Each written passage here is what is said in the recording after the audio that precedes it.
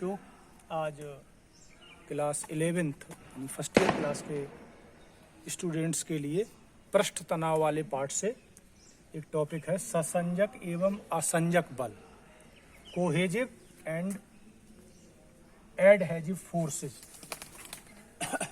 तो देखिए, सब लोग जानते हैं कि प्रत्येक पदार्थ में अणु एक दूसरे पर बल लगाते हैं, जिसे अंतराअणुक बल इंटरमॉलिक्यूलर फोर्स कहते हैं। ये अंतराअणुक बल सामान्यतः आकर्षण का होता है, किसी परिस्थिति में प्रतिकर्षण भी हो सकता है, लेकिन ये सामान्यतः आकर्षण होता है और ये दो प्रकार का होता है। पहला प्रकार है ससंजक बल, कोहेजिव फोर्स। ये ससंजक बल क्या होते हैं? एक ही पदार्थ के अणुओं के मध्य लगने वाले आकर्षण बल को ससंजक बल कहते हैं। इस बल का मान पदार्थ पर निर्भर करता है। एक ही प्रकार के माने जैसे जल के अणुओं के बीच जो बल लगता है उसे ससंजक बल कहते हैं, ठीक है। पारे के अणुओं के बीच जो आपस में बल लगता है वो ससंजक बल है। इस कारण ही जल की एक बूंद बन जाती है, जल की बूंद बन जाती है, क्योंकि जल के अणुओं में आकर्षण लगता है तो वो बूंद का आकार ले लेते हैं, ठीक है। तो ये जो है ससंजक बल हो गया, यानी एक ही पदार्थ के अणुओं के बीच। अब आता है असंजक बल, एडहेजिव फोर्स। भिन्न भिन्न पदार्थ के अणुओं के मध्य लगने वाले आकर्षण बल को असंजक बल कहते हैं। भिन्न भिन्न अणुओं के, जैसे असंजक बल कहते हैं। उसका उदाहरण है कि असंजक बल के कारण ही ईंट सीमेंट से जुड़ जाती है, सीमेंट से ईंट को जोड़ देते हैं, या फेविकोल से लकड़ी को जोड़ देते हैं। तो फेविकोल और लकड़ी के अणुओं के बीच में असंजक बल लगता है, जो कि ज्यादा होता है, तो एकदम फेविकोल से लकड़ी चिपक जाती है, ठीक है। तो असंजक बल के कारण ही ईंट सीमेंट से जुड़ जाती है, लकड़ी के दो टुकड़े फेविकोल से जुड़ जाते हैं। इस तरह से जो है ये होता है असंजक बल, ठीक है। और जब हम लिखते हैं कागज पर तो हमारी जो स्याही होती है, स्याही के जो अणु हैं वो कागज के अणुओं से जुड़ जाते हैं, ये असंजक बल है, ठीक है। और अगर कागज चिकना हो जाता है तो चिकना कागज हो जाने पर क्या होता है? स्याही कागज पे नहीं चलती है। इसका मतलब है चिकने कागज और स्याही के अणुओं के बीच में असंजक बल कम हो जाता है, ठीक है। तो ये असंजक बल हो गया। अब इन बलों के बारे में बताएं। ये अंतराअणुक बल वैद्युत बल होते हैं, इनकी जो प्रकृति होती है वो वैद्युत बल होती है, लेकिन ये व्युत्क्रम वर्ग नियम का पालन नहीं करते, क्योंकि वैद्युत बल व्युत्क्रम वर्ग नियम का पालन करते हैं, ये नहीं करते हैं। अणुओं के मध्य अधिकतम दूरी, जैसे अणु के बीच की जो दूरी है वो 10⁻⁻⁹ मीटर, ठीक है, 9 मीटर, जिस पर उनके मध्य आकर्षण बल कार्य करता है, आणविक परास कहलाती है, मॉलिक्यूलर रेंज, कि जिसमें आकर्षण बल कार्य करता है। 10⁻⁻⁹ मीटर इसका मान होता है। नोट, अणुओं के अति समीप 10⁻⁻10 मीटर तक, 10 मीटर से कम दूरी पर, यानी 10⁻⁹ से लेके 10⁻10 तक तो आकर्षण रहेगा, लेकिन अगर हम ज्यादा कम कर दे दूरी, अणुओं को बहुत पास पास ले आए, तो उसमें आणविक बल कैसा हो जाता है? प्रतिकर्षण का हो जाता है।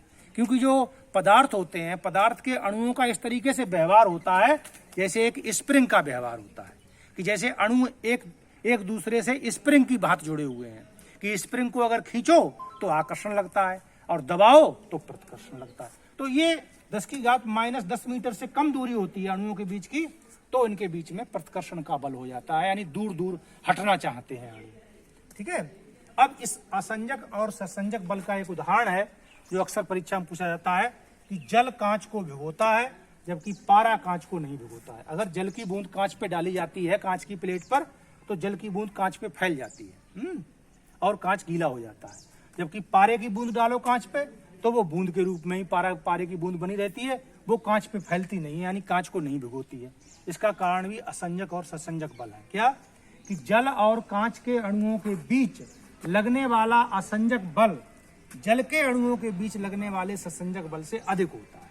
यानी जल और कांच के अणु जब संपर्क में आते हैं तो उनके बीच में एक असंजक बल जो लगता है वो ज्यादा होता है, किसके मुकाबले?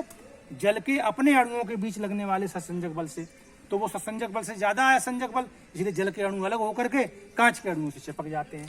इसलिए जो है जिससे जल के अणु कांच के अणुओं से चिपक जाते हैं और जल कांच को भिगो देता है, कांच गीला हो जाता है। जबकि पारे के अणुओं के बीच लगने वाला ससंजक बल पारे और कांच के अणुओं के बीच लगने वाले असंजक बल से अधिक होता है।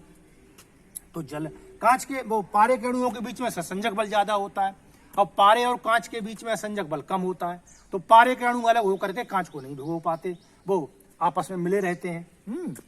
अणुओं के बीच लगने वाला असंजक बल से अधिक होता है, जिससे कि पारे के अणु आपस में एक दूसरे से चिपके रहते हैं, अतः पारा कांच को नहीं भिगोता। अब एक और उदाहरण दें कि जैसे मान लीजिए कांच की प्लेट है और कांच की प्लेट पर हम ग्रीस लगा दें या तेल लगा दें और फिर उसके ऊपर जल की बूंद डालें तो वो नहीं चिपकती कांच से। क्यों? क्योंकि तेल या चिकनाई लगा देने से जो कांच के अणुओं का या चिकनाई के अणुओं का और जल के अणुओं का असंजक बल घट जाता है, तो वहां पे जल की बूंद भी जल के गोलाकार बनी रहती है, वो नहीं चिपकती चिकने वाले कांच पर। लेकिन साफ कांच होगा तो उस पर जल की बूंद डालेंगे तो वो तुरंत चिपक जाती है। तो ये असंजक और ससंजक बल के कारण ही होता है। ठीक है, ये उदाहरण हमने स्याही वाला दिया था अभी कि हम स्याही से लिखते हैं, कलम से लिखते हैं कागज पर, तो कागज के अणुओं के बीच और स्याही के अणुओं के बीच असंजक बल ज्यादा लगता है, तो इसलिए स्याही के जो अणु है वो कागज से चिपक जाते हैं। अगर कागज चिकना हो जाता है कभी कभी तो चिकने कागज पर हम नहीं लिख पाते, तो चिकने कागज पर क्या होता है कि असंजक बल घट जाता है, तो इसलिए उस पर नहीं लिख पाते।